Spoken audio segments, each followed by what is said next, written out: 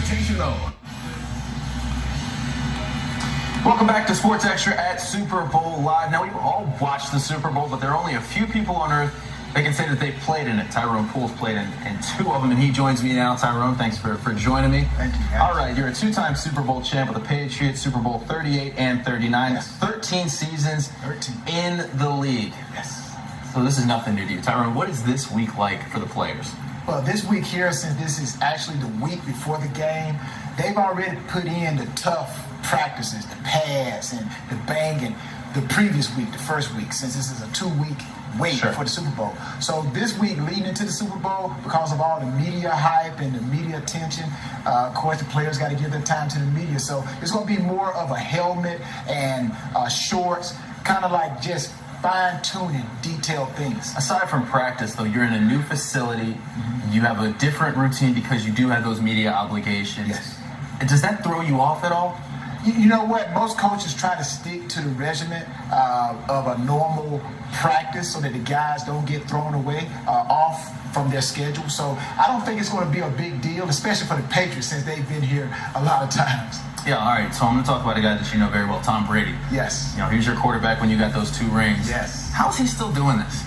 You know, I remember my thing about Tom that I remember about him, I had an opportunity to be with him his second full season.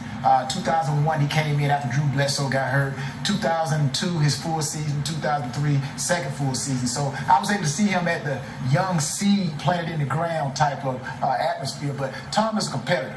He's a guy that wants to learn. And what stood out to me was the fact that he would come in and lip with the defensive guy. So he was always a team guy. And that's just how he plays. He's a team guy. He says, regardless of how the outcome on Super Bowl Sunday, there is a 0% chance that this is his last game. Do you believe that? You know what? If I was Tom, I would make this my last game. And this is the reason why. If he wins it, if he wins. If he wins. Because he won his first Super Bowl against the Rams, 2001. And what way to go out on that chariot is to win your last Super Bowl against the team that you won your first Super Bowl against. And to get that ring on that second hand, so you know right? He's already got enough to fill the first hand, so that I just might as well get one on that. He joined the likes of Charles Haley, all these guys that have six Super Bowl championships. That's incredible. All right, take me inside the mind of Bill Belichick. He's got 2 weeks to prepare for this game. And what's he doing? Well, is he sitting back watching film the entire 2 weeks? Is he with his feet up? What's he doing? Believe me, he is watching film. The thing about the Patriots that I tell everyone is when I first got there, Alex, that was the first team that actually I was a part that they made the players take a test before the game. We had 10 questions that we had to answer leading up to that game. So I'm pretty sure they're doing the same thing now. Belichick is sitting in his office with Tom. Every Monday they will have a meeting and they just go over things, situations. And he does the same thing with his captain. So the players, Tom is an extension of Belichick. That's why that system works so good in New England. What do you remember about playing in Super Bowl? When you went out there that first time, those bright lights hit you, the whole world's watching. What's going through your head when you come out that tunnel? You know, when I was with the Patriots, it was a team thing, and they still believe in the team formality. Actually, the Falcons, you know, that's kind of where that brotherhood kind of comes from. But when Super Bowl 38, we came out as a team.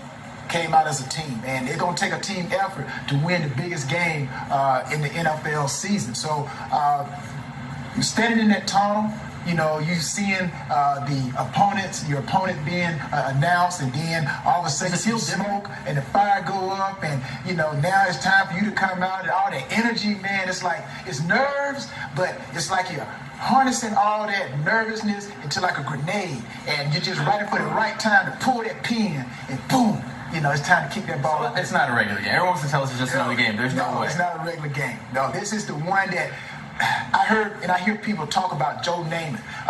You know, when he won Super Bowl, the Super Bowl 2, Super Bowl 3, running with the finger in the air, or you know, just whether you're in the defense has the last possession. You know, to see that clock run out and then all of a sudden the confetti falls, and the worst thing that I haven't had the opportunity to see it, but I want to.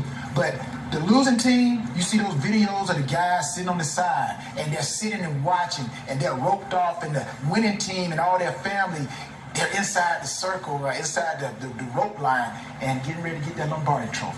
All right, real quick, who you got?